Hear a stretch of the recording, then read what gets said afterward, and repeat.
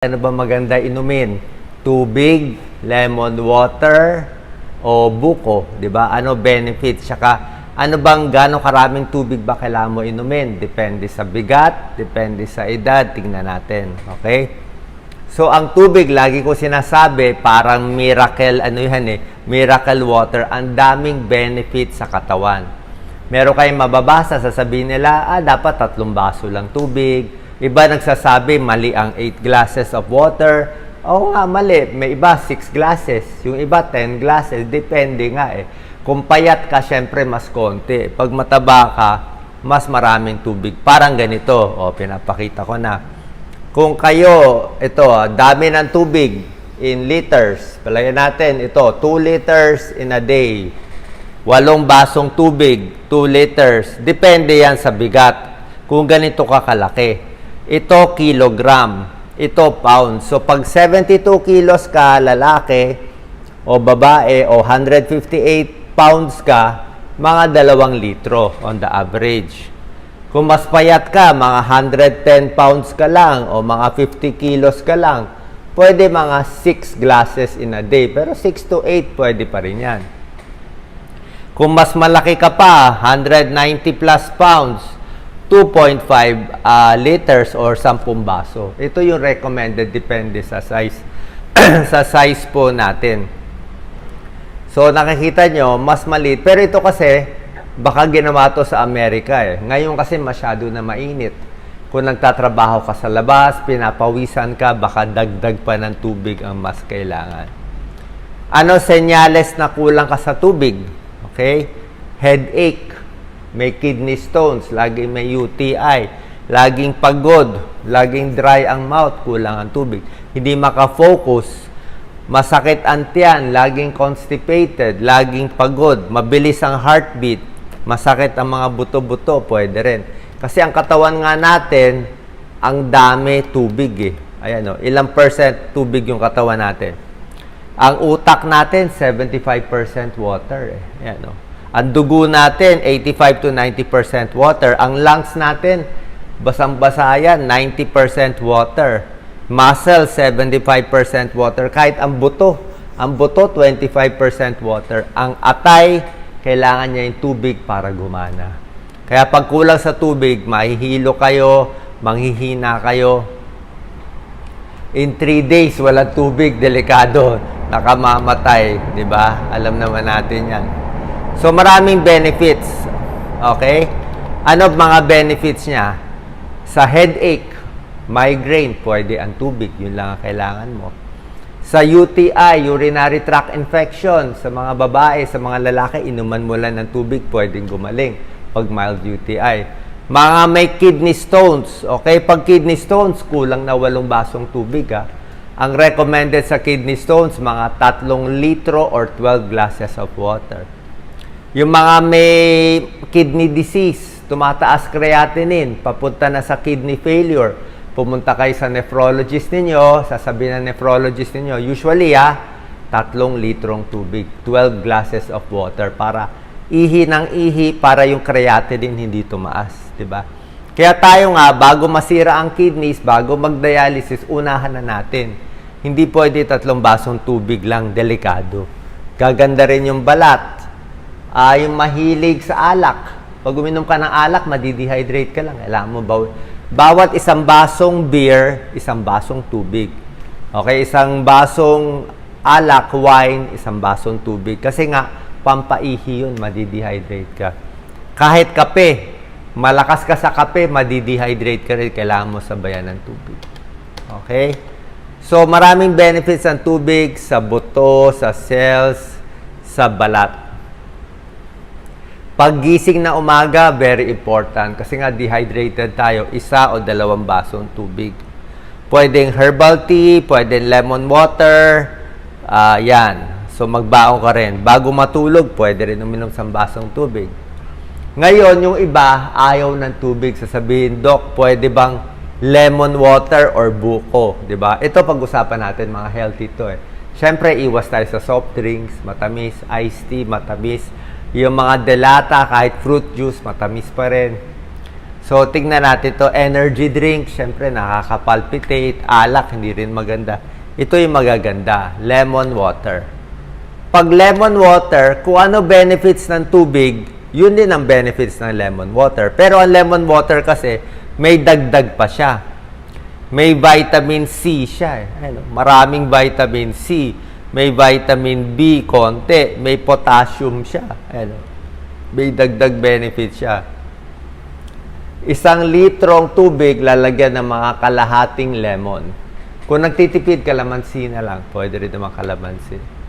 So, for hydration, pareho benefits ng lemon water sa tubig. Pero lemon water, may dagdag pang vitamin C. So, kailangan mo vitamin C, pampalakas ng katawan, para sa sipon, iwas sa infection, para sa balat, may tulong din siya. Tsaka mas may lasa. Okay? Nakakapayat. Tubig din nakakapayat. Yung iba kasi ayaw ng tubig, walang lasa. Gusto nila may lasa konti. 'Di ba? Mas mabango, mas malasa. Yung mahilig sa soft drinks, sabi nila ayoko tubig, walang lasa. Ito na lang lemon water. Pero wag mo nang gawing lemonade. Kasi pag nilagyan mo ng 4 na kutsarang asukal, tataba ka, diabetes ka laban. So tiis tayo sa maasim lang, 'di ba? Pero may tulong 'yan, no? Iwas diabetes, iwas heart disease, iwas kidney disease. Kasi nga, Gout. pati gout. Okay, may tulong din ang yung mga may gout para bumaba uric acid, yung mga may arthritis, kailangan maraming tubig para ma-wash out yung uric acid. Okay? Mga may UTI, yun din. Actually, may pag-aaral, heart failure. Yung kulang sa tubig, 3 baso lang uminom, after ilang years, heart failure, humihina ang puso. Bakit? Tingin nila na stress yung katawan kasi kulang sa tubig Nahirapan siya mag-function. Kasi puso, kailangan maraming dugo. Ano ba ang dugo? Dugo is tubig Kailangan maraming tubig, di kulang ang liquid, lalapot ang dugo. Lalo na ngayon, global warming, sobra init. Baka nga hindi pwede yung 8 glasses a day, baka 10 glasses a day na tayo ngayon. Kidney stones, di ba? Actually, tubig may tulong sa kidney stones, tulad na sinabi ko. Pero ang lemon water, may dagdag tulong pa sa kidney stones kasi may citric acid siya. Kumokontra siya sa paggawa ng stone. Baka matanggal niya yung maliliit na stone. So, pwede yan. Digestion, pwede rin yan. Ano la side effect? Ang pinaka-side effect, kung marami, maasim. Kung sobra tapang, baka masakit sa ipin. Tapos kung masyado maasim, baka sumakit sa tiyan, mag-GERD, yun lang naman. O di, wag mo gawin masyado matapang. Diba? Kalamansi, pwede rin naman So, may tulong po yan. Paano naman ang buko? Yung iba sabihin, Doc, ayoko tubig. Buko, maraming buko sa atin Ang problema sa buko, marami siyang benefits May dagdag carbohydrates, konting protein, may potassium siya. Para siyang sports drink. Okay, parang Gatorade tong buko Sports drink siya, may potassium, may sodium, para sa cramps, para sa nagpapapawis, pero may calories, 44. Isang buko, 2 baso, 88 calories. Lagyan mo pa ng asukal, ayan, taas niya. Kainin mo pa yung laman, 200 calories. So, ang buko, healthy, pero merienda mo na siya. Pagdamihan mo, tataba ka rin. Diba? Hindi siya unli. Unless talaga nagtatrabaho ka. Pwede. Pero may calories siya. Ayan, May calories. May potassium, calcium, magnesium, may sodium pa siya. Para siyang sports drink. Maganda. Ayan, 44 calories. Marami sa atin. Portion size, wag lang sobra dami. Pero kung nagka-cramps ka, pinapawisan ka, nagtatrabaho ka, pwede. Wag mo na lagyan ng sugar. Maraming buko, lalagyan ng asukal. Doon tayo talo Yung pag nasa lata na o nasa bote na, may sugar na yun. Matamis na. Kaya mas lemon water, buko, okay pa rin. Wag mo na lagyan dagdag asukal. Maraming nutrients, maraming antioxidant, pwede siya. Meron kami nabibilan ng buko dito. Mahilig kami. Kaya lang nakakataba ang buko. Ito na merienda mo, 'di ba? Parang kanin na 'yan Okay? Sa kidney stones may tulong din, sa puso may tulong din. So, depende po sa ito pinakamaganda. After exercise. Nagja-jogging, nag-exercise, pinapawisan, mainit, parang may heat stroke, magbuko kayo. Pwede yan. Pwede rin magpakwan. Okay? Source of hydration. Lagay mo sa refrigerator, napakaganda. So, marami po tayong option. Pwedeng tubig, pwedeng lemon water, pwedeng buko, healthy lahat. Pero kung ako tatanungin nyo, mas okay na yung tubig tsaka lemon water. At least mababa lang sa calories. Tapos, on the average, sa mga lalaki, mga 160 pounds, ay mga 8 to 10 glasses of water. Pag nainitan sa araw, up to 12 glasses of water. Sa babae, mga 6 to 8 glasses of water. Sa may edad, let's say, edad 60, 70, pag nasa bahay lang, siguro, pwedeng mga 6 glasses of water. Ang point lang sa may edad, na edad 70 pataas na, wag lang bibiglain ang 2 basong tubig. Yun lang naman eh. Inom ka lang muna isang baso, pahinga muna. Hayaan mo muna ma-absorb ng katawan bago ka ulit iinom. Wag mo lang biglain ng 3 baso bigla.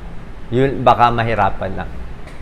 Meron kayo napapanood minsan, sasabihin, delikado ang sobra daming tubig, hyponatremia, nakakamatay. Oo, tama po. Delikado ang sobrang tubig. Pero ano ba yung sobrang tubig? Ang sinasabi nilang sobrang tubig, yung mga 4 na litro, 5 litro, which is 20 glasses of water.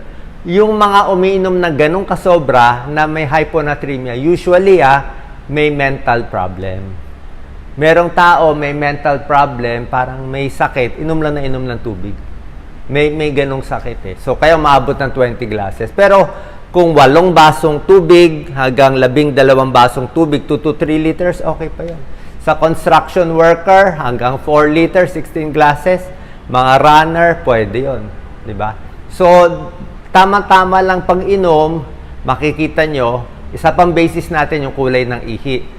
Basta, wag lang siya sobra dark yellow. Dapat, light yellow lang ang kulay para malaman natin na tamang-tama yung tubig natin. Saan po nakatulong ang video? God bless.